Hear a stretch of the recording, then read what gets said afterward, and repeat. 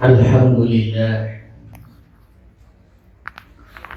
alhamdulillahilladzi an'amana bi ni'matil imani wal islam wa hiya a'zamu ni'am. Asyhadu an la ilaha illallah wahdahu la syarika lahu, arsala rasulahu bil huda wa dinil haqq liyudhhirahu 'ala dini kullihi walau karihal musyrikun. Wa asyhadu anna sayyidina wa nabiyyina Muhammadan sallallahu alaihi wasallam abduhu wa rasuluhu nabiyul mu'tabar. Allahumma salli wa sallim wa barik ala habibina wa syafi'ina sayyidina Muhammadin wa ala alihi wa ashabihi ajma'in. Amma ba'd. Fa ya ayyuhal mu'minun uzikum wa nafsi bi taqwallah faqad faza al-muttaqun. Ya ayyuhalladzina amanu taqullaha haqqa tuqatih wa la tamutunna illa wa antum muslimun. Jamaah Jumat yang dimuliakan Allah Subhanahu wa ta'ala. Dunia digambarkan oleh Allah dalam Al-Qur'an, wa ma hayatud dunya illa mata'ul ghurur. Tempat yang bisa menjadi tempatnya bagi orang melakukan kebaikan, kemuliaan. Bagi mereka ini adalah orang-orang yang tidak tertipu dengan dunia. Tapi bisa jadi dunia adalah tempat kita tertipu, karena dunia kita anggap segalanya dan tidak akan pernah terjadi. Ada hal-hal yang pasti, yang sudah pasti terjadi. Kita mau atau tidak mau, kita senang ataupun juga tidak, kita berikhtiar ataupun pasrah, pasti hal itu terjadi dan akan datang. Inilah yang digambarkan oleh Jibril kepada Rasulullah Sallallahu Alaihi Wasallam. Ya Muhammad, isma syi'ta ba'daka mayyit. Seolah-olah Jibril memberikan sebuah gambaran, ya Muhammad, kalau umatmu ingin berlari, ingin menjauh, ingin bersembunyi terhadap yang namanya kematian, maka suruhlah mereka berlari, bersembunyi di tempat di mana dia merasa aman, bahwa kematian itu tidak akan datang menghampiri dirinya. Tetapi faktanya, karena Jibril menyampaikan ismasyita fa'inaka mayyitun, setiap di antara mereka pasti akan berhadapan dan akan bertemu. Apa yang mereka akan hadapi dan akan bertemu dengan manusia, makhluk yang berjiwa, seperti yang digambarkan Allah di dalam Al-Quran adalah setiap yang berjiwa akan merasakan namanya mati. Kullu nafsin dha'iqatul maut. Kalau kita memiliki segalanya untuk berlari dari kematian, kalau kita bersembunyi di balik harta yang kita miliki, kita berobat yang terbaik, kalau kekayaan dapat menyelamatkan seseorang untuk dapat menghindar dari kematian, Fir'aun tidak akan pernah meninggalkan dunia. Kalau kekuasaan dapat menyelamatkan seseorang untuk tidak mati, Qarun dan Fir'aun pun juga menjadi contoh yang keduanya. Umur terus berkurang dalam matematika Allah. Sekalipun hitungan matematika manusia bahwa bertambahnya waktu itu artinya panjangnya umur, Tapi kalau matematikanya Allah, bertambahnya waktu, maka berkurangnya umur. Semakin lama manusia hidup, semakin dekat dengan kematian. Kekuasaan tidak dapat menyelamatkan seseorang.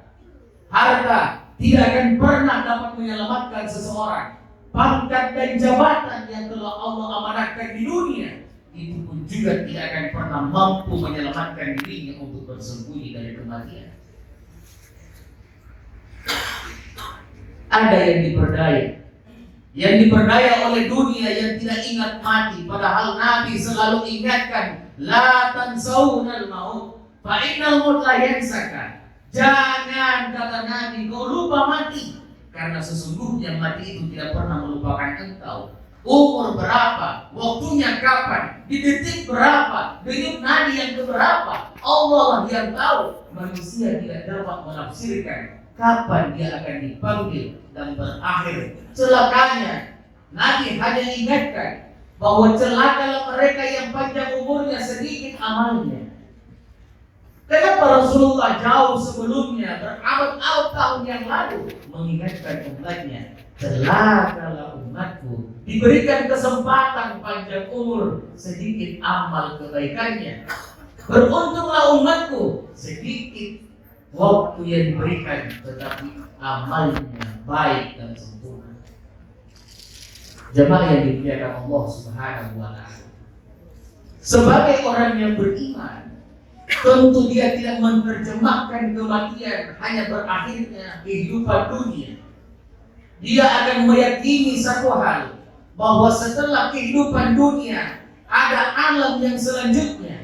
Dari alam ruh ke alam rahim, dari rahim ke dunia, dari dunia ke alam barzah, dari barzah ke alam Allah Subhanahu wa Ta'ala. Mereka paham alam arwah, mereka mengerti alam dunia. Dia akan ditempatkan di dunia ini, semuanya dibentuk, semuanya dilakukan untuk perbuatan sampai di hari kiamat pun juga Allah hanya memberikan waktu manusia di dunia. Setelah itu Jibril menyampaikan, "Anwa ma syi'ta fa innaka majziyun." Kalau mau mereka jahat, berbuat maksiat, mudarat Muhammad, silahkan, kata Jibril, silahkan Muhammad. Tapi ingat satu hal ya Muhammad, demi Allah, Jibril bersumpah atas nama Allah, mereka akan diminta pertanggungjawaban Muhammad dari apa yang mereka lakukan selama di dunia ini.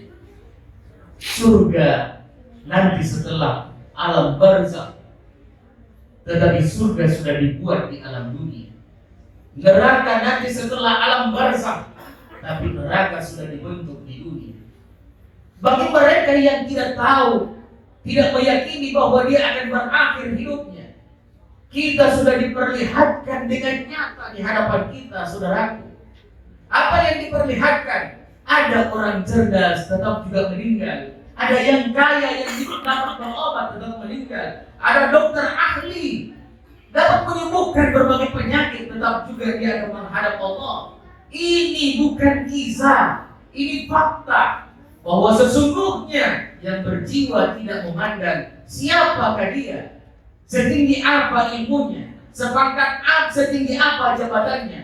Makanya Rasulullah ingatkan, kalau engkau punya jabatan dan kekuasaan, kalau engkau punya pangkat, maka pergunakanlah untuk di jalan Allah, karena ada waktu-waktunya kau tidak akan pernah dapat berbuat lagi.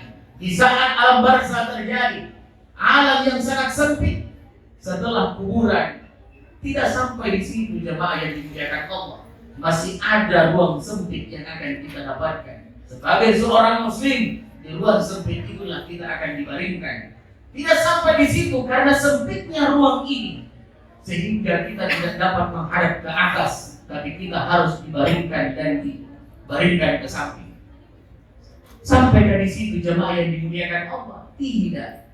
Ternyata Allah anjurkan agar bau yang busuk yang akan ditimbulkan oleh tubuh yang busuk, akan dimakan oleh cacing tanah, akan ditutup dengan papan.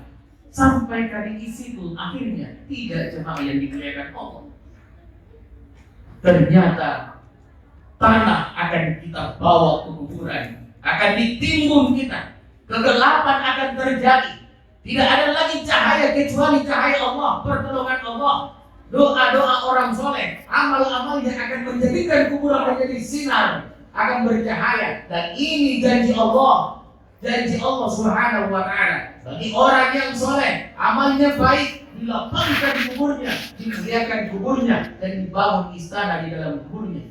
Tapi bagi mereka yang melakukan kemaksiatan dan kemudarakan, maka Allah juga menjanjikan kubur bukan akan dilebarkan dan dibangun istana di dalamnya, akan dihimpit orang ini sampai tulang-tulangnya remuk, sampai malaikat munkar dan nakir datang untuk bertanya beberapa hal terhadap hidup yang telah dia jalani. Jemaah Jumat yang dimuliakan Allah Subhanahu wa ta'ala, kalau kita sudah meyakini bahwa arah kita satu, tujuan kita satu, dan hanya satu juga yang kita akan bawa, amal soleh, maka tentu kita akan melakukan kegiatan-kegiatan untuk menuju ke tempat yang gelap gulita ini. Barakallahu li wa lakum fil Qur'anil azim. Wa nafa'ani wa iyyakum bima fihi minal ayati wa dzikril hakim wa taqabbal minni wa minkum tilawatahu innahu wal ghafurur rahim.